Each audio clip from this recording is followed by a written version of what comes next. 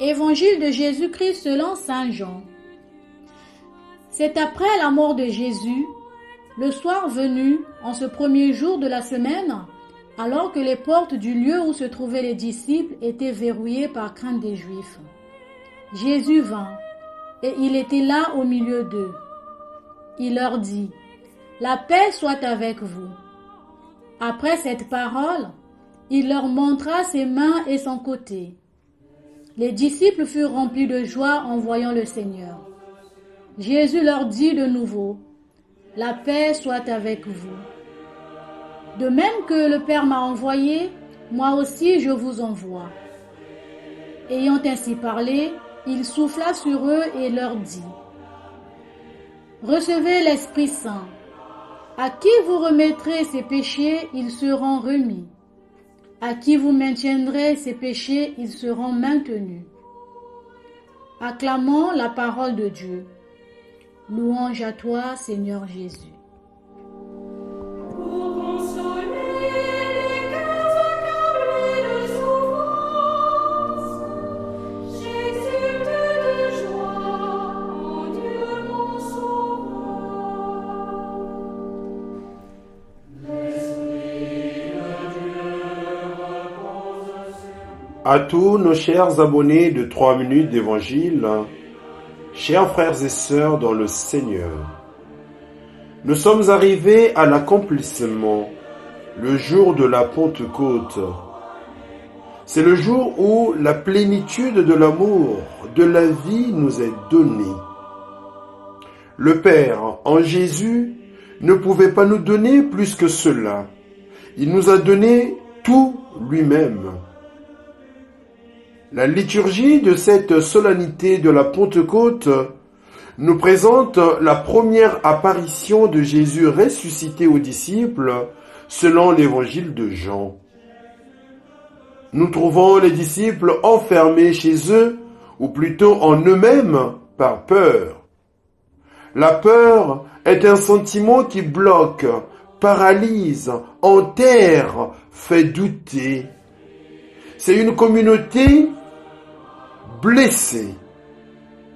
La passion et la mort de Jésus ont mis à nu toute leur pauvreté. Ceux qui ont trahi, ceux qui ont renié, tous ont fui. Personne n'est sauvé. Et que fait Jésus? Il se tient au milieu d'eux. Il leur donne la paix et leur montre les blessures de la passion. Les disciples ont peur de parler de leurs blessures, de leurs échecs. C'est trop douloureux, trop de culpabilité.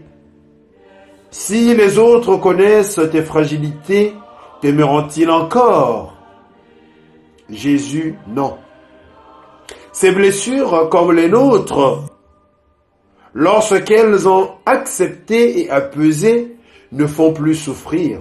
Au contraire, elles deviennent des failles par lesquelles passe la grâce, et cela engendre la joie de la peur à la joie. Chers frères et sœurs, et il donne l'Esprit. Recevez l'Esprit.